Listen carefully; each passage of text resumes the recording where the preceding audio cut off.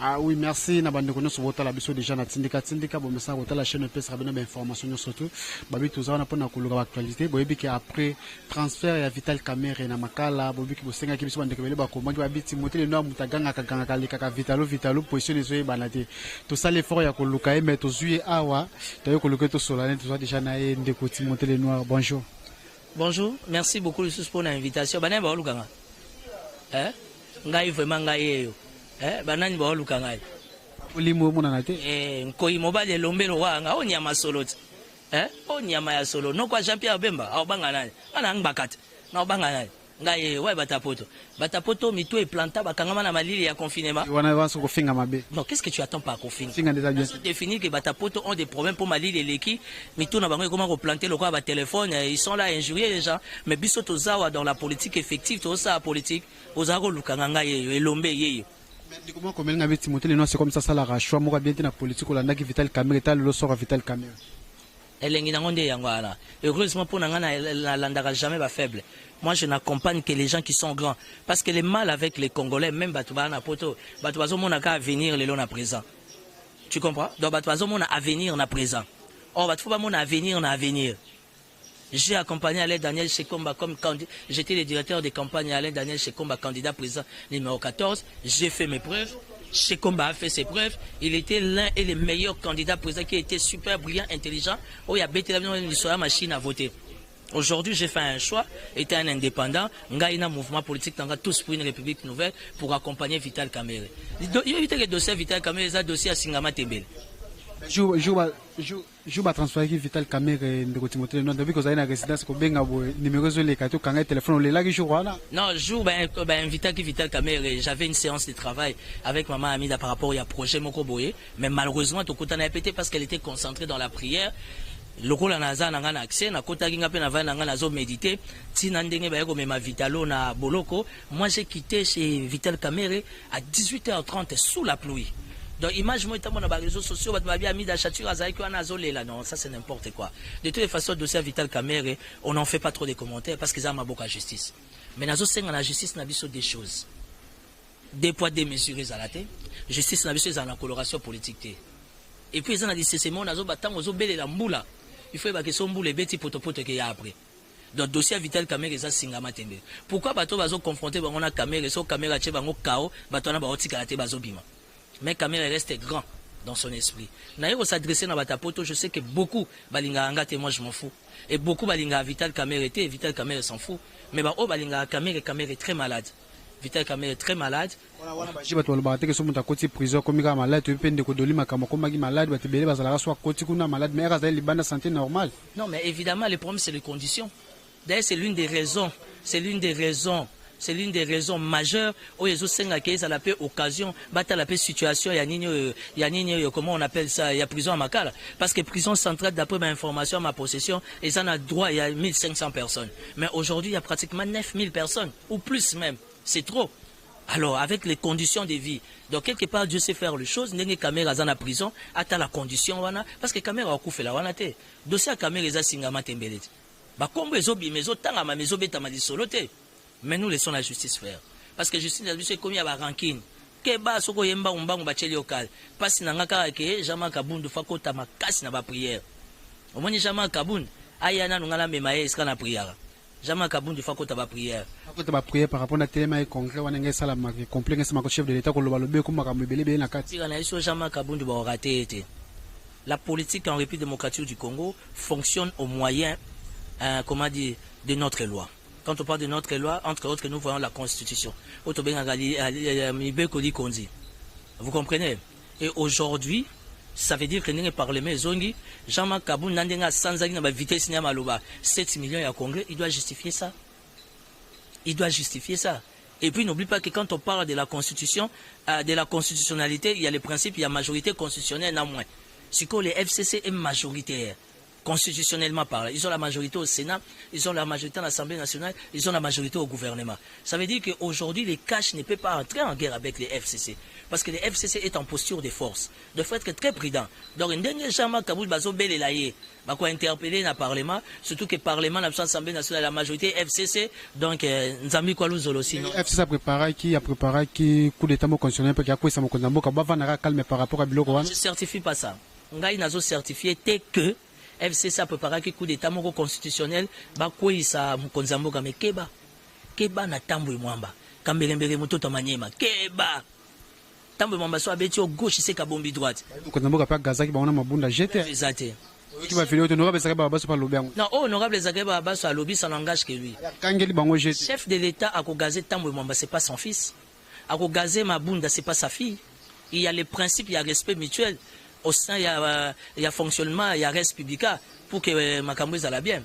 Le chef de l'État a parlé, honorable Zakari Moutazagite, honorable Zakari a certifié que Tambo Mwamba, Félix Agangia, qui n'a pas preuve, mais Keba na Tambo Mwamba. Quand on fait la politique, il faut être un chercheur, il faut être un documentaliste, il faut être un archiviste. Tambo a raté. Et les histoires averties. Donc aujourd'hui, moi, je pense, je me dis dans mon humble avis, Félix Tshisekedi, chef de l'État, n'a pas besoin d'entrer en guerre avec les deux chambres. Ça sera lui le perdant. Il y a un Senga, la chef de l'État. Ils ont dépend de Naïmoro. Nazo Senga, la chef de l'État, a bengi sa professeur Jean-Louis Sambo, a bengi sa professeur Banyako, a bengi sa Jacques Njoli. Oh, baza ba constitutionnaliste, oh, respecté et respectable. Baza la naya en aparté. Parce que le collège juridique au sein de la présidence, baza quoi des chefs de l'État. Aujourd'hui, Kamere n'est pas là, il est aux arrêts. Montant ça l'intérim à Kamere, c'est Ebéran. Ebéran qui est de l'UDPS, directeur de cabinet adjoint, professeur de droit des affaires à l'Unekin Campus. Il est supposé protéger, sécuriser l'impérium du chef. Mais quand vous laissez les chefs entrer en guerre avec les deux chambres, deux vaut mieux que un. Na deux wana bazo constituer une force et ça met les chefs de l'État en turbulence. Ce n'est pas prudent. Les chefs de l'État beaucoup de priorités. Azan a besoin que les taux inaye et yo kaka ba conflit. Mutuboye faut kangaye, mutuboye faut laxaye, mutuboye faut gazer. C'est pas ça un homme d'État. Toute famille politique na. Yabiso IDPS perd ta vitesse à Niama. On veut protéger le pouvoir chef de l'État. Tes pouvoirs chef de l'État ça protéger le peuple. IDPS quand même te voter. Congolais n'y sont supposés à voter qui.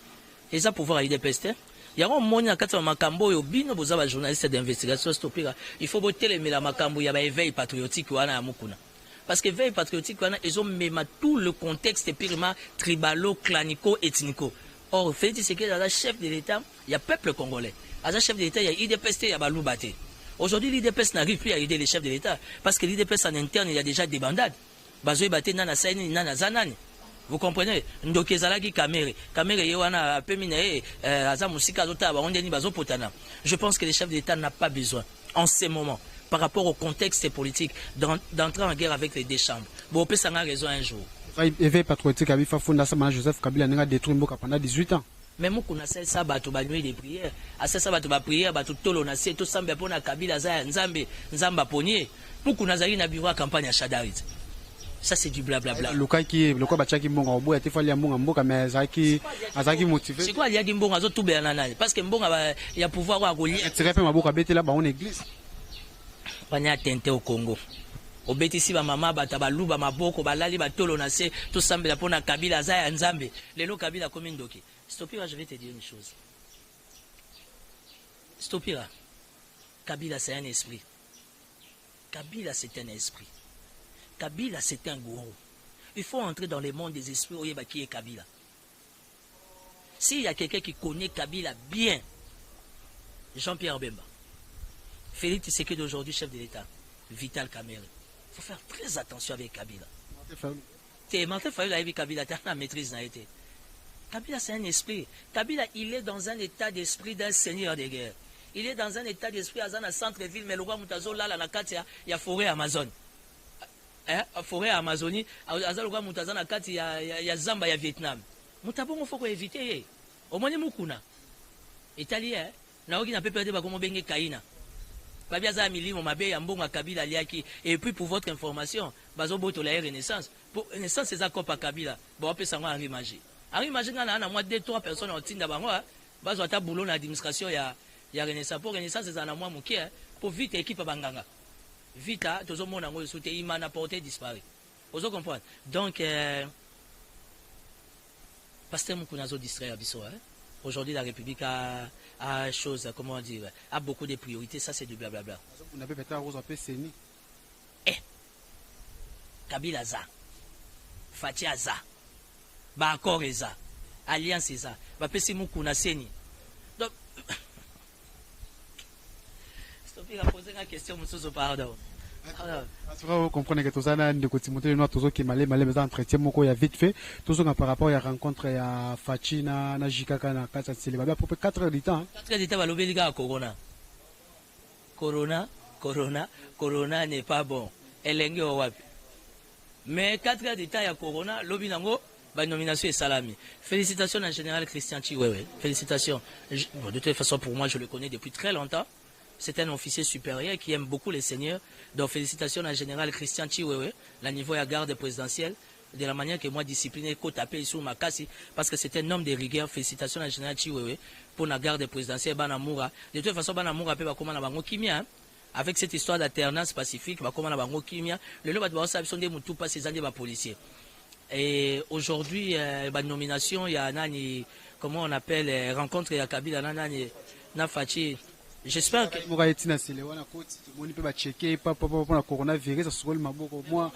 mais bon on a batanselet caméra peut mutanselet miso avec ya ko sengela veka pa pona nini te au moins dossier avec les lotés to lo bastopira au moins dossier avec et ça na ba sensibilité mo soto betango lelo yo na ngai vraiment il faut to kota ba retraite à prière on sait mais ba okunda caméra te yebsa ba okunda caméra te.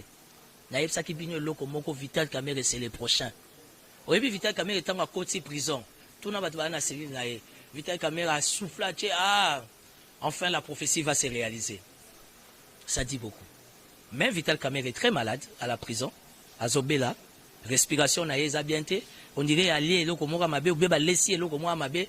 On dirait Simbe Loko Mora Mabe. Mais il reste toujours grand dans sa grandeur. À IBC, INC, Nabiso, partenaire, nous restons calmes. Mais tozo benda batomato qui santé à Vital Kamere bokeba soki bolesa ke loko er yango yo bosa autopsie soki nini bosandisa yango et puis bo santé que même si Kamere aux arrêts accord eza alliance eza les quotas de l'INC et allié bosa akutu jeté donc stopika yebisa bango quota ya INC et allié bosa akutu jeté to respecter makambo mboke uti musika.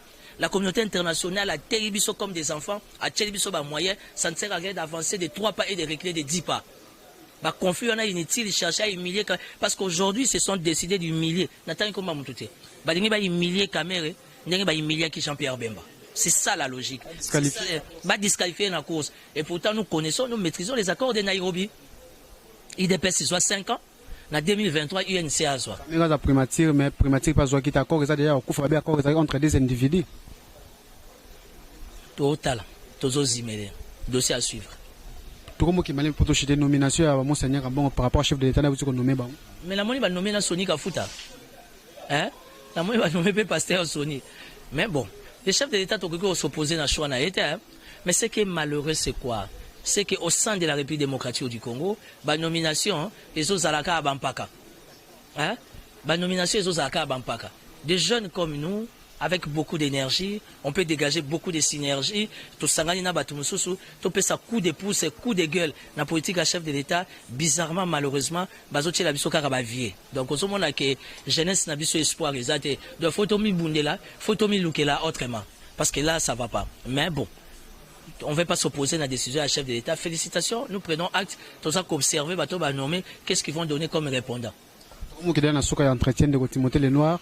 Un mot pour le confinement ville province à Kinshasa, ils ont continué à tout le monde aussi la même 30 jours les est-ce que corona vraiment par rapport à mais yo zolo bagaga un mois ya ville à Kinshasa to lo bela onde ni ngobila lobi 60 millions ya nyongo ya André Kimbuta tika nyongo ya 60 millions tu m'as pas foutu avec des comptes finales la bino ça suma kela des comptes finales to bunda to lemba to depo ibuta sukisa président Godé président Godé ibuta sukisa Abi oyaki na baje wana ko sala Kimbuta bani po doser bani pa na bomba etike mamola c'est nga lelo na fundi Godé mpoyo eza gentilité Parce que quand Chantini parle de 60 millions, c'est l'Assemblée provinciale et ça, voilà.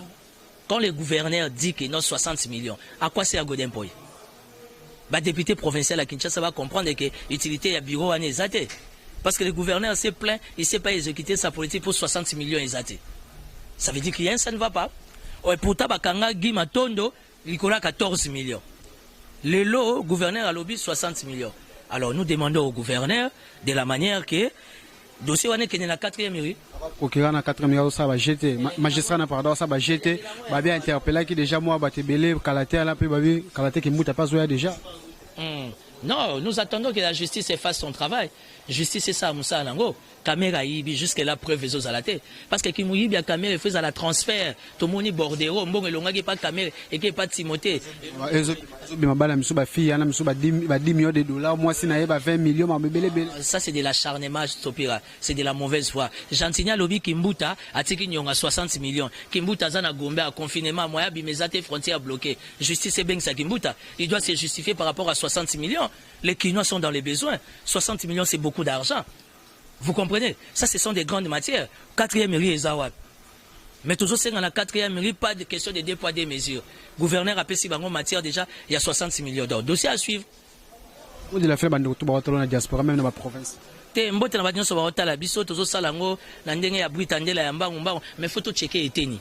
Eteni azwi mbongo mingi pona coronavirus. Eteni to ko auditer ye, les docteurs Mouyembe pe to ko auditer riposte.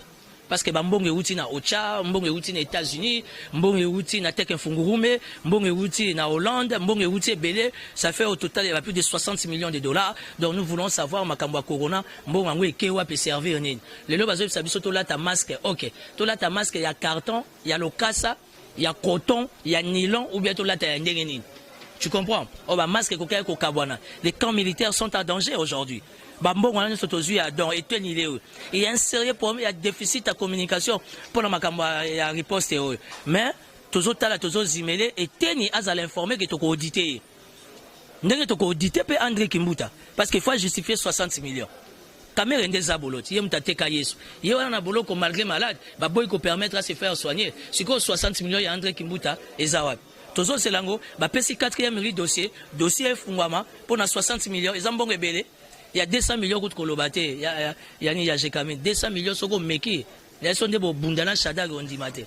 En tout cas, merci beaucoup. Ezalaki ndeko Timothée les noirs na micro na biso la tindika. Bossa abonnez toujours na chaîne ba numéros affichés wana malasi manatiki bino. Ciao.